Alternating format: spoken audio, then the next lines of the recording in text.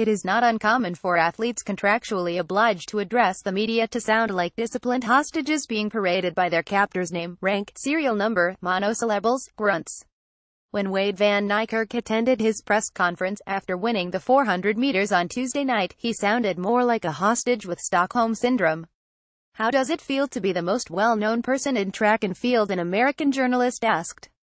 "It's always an honor, massive responsibility, continue performing, continue winning medals, continue the great legacy, important for each and everyone to build a positive image for our sport, a massive honor, and I thank the Lord every day. It's a journey, it's life, embrace every moment, thank the Lord."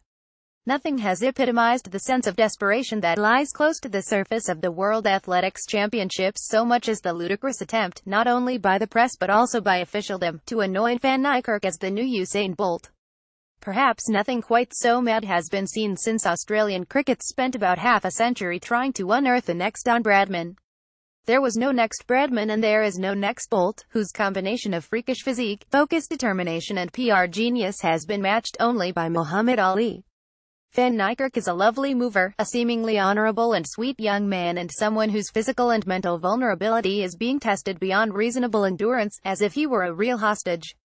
By Thursday night, having come within a blink of an eye of completing the 400 meters 200 meters double, he needed a live TV hug, lasting about 20.09 seconds in itself, from the BBC reporter Phil Jones before he could jabber again, and this time the desperation had fallen entirely on him. "I worked for tonight, sniffle, just as hard as every other competitor, sniffle. I show everyone else respect, sniffle. I think I didn't get respect tonight. I feel it is very unfair."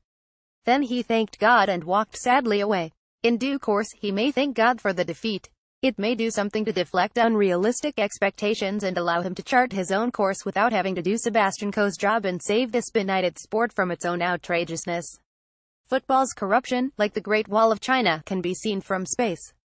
But at least as the season starts we can be confident that on the field there will be fair cheating all round. At these championships, officials and pundits have been thanking God for the absence of world records as a sign that perhaps the sport is becoming a little less doped up. It is a sort of motif for a planet on which progress has been abolished. London hoped for a mini reprise of the 2012 Olympics. But athletics, served singly, cannot provide it. J.B. Priestley described marriage as a long, dull meal, with pudding as the first course, a quote that came to mind on day 2 when the schedule, having served up Bolt and Mo Farah in the first 48 hours, had little left to offer, which explains much of the pressure that was heaped on poor Van Niekerk. This is not easy to remedy. You cannot easily 2020ize athletics. Hey, the 100 meters is way too long, can't we make it 25? Much of the narrative has revolved around exotic gastric viruses, as in the tropics. Yet the weather has been periodically British. 2012 took place in a fine spell after a dismal midsummer. This time the reverse has happened.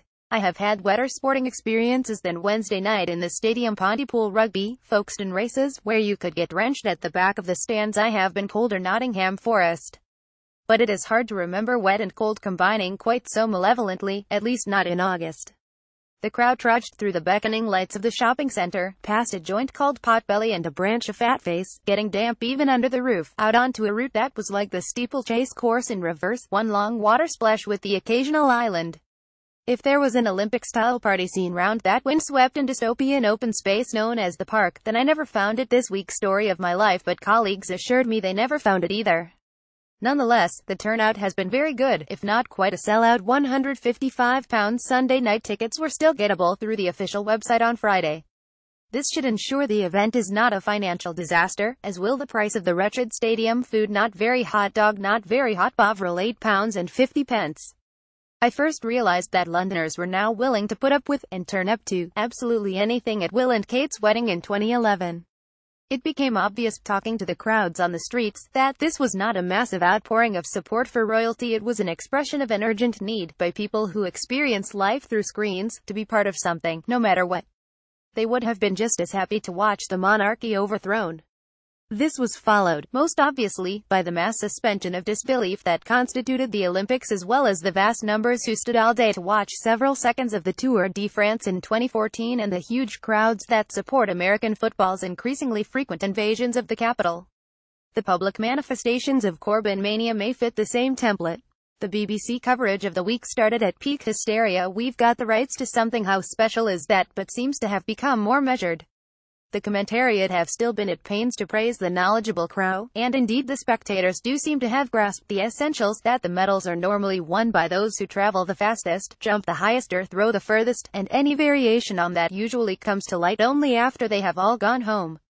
Frankly, athletics is either very simple or exceedingly technical, and there is not much scope for the kind of halfway house knowledge possessed by followers of most sports. The shortage of British medals has obviously been a calming influence. It's another fourth for Great Britain. This takes one back to the balmy days of Olympic reporting, when it was possible to go out for a dinner that did not comprise tepid dogs and Bovril without fear of missing yet another British gold. Is there perhaps a growing realization of the extent of the contrickery that lay at the heart of the entire London Olympics phenomenon? On Friday, the Directory of Social Change, a charity that services the voluntary sector, issued a press release to mark the 10th anniversary of what it called the Big Lottery Fund raid, the diversion of £425 million earmarked for charities to finance Olympic costs. This was supposed to be repaid by the sale of Olympic assets after 2012. So far, said Rachel Kane, senior researcher at the Directory, little has been sold off to reimburse the lottery. The middle-class takeover of the East End was happening anyway. And we now know the fate of the promised post-Olympic boom in sporting participation.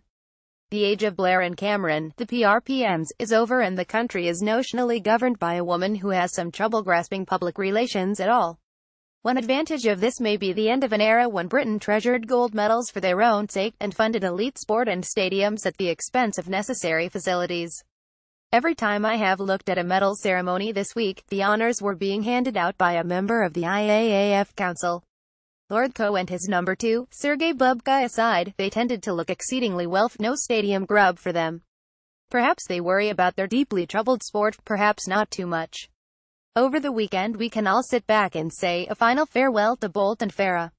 And that is unmissable. West Ham can then return to their stately home, a gift from a generous nation. And the rest of us can return to watching something else on our multiple screens, and paying occasional visits to Potbelly and Fatface.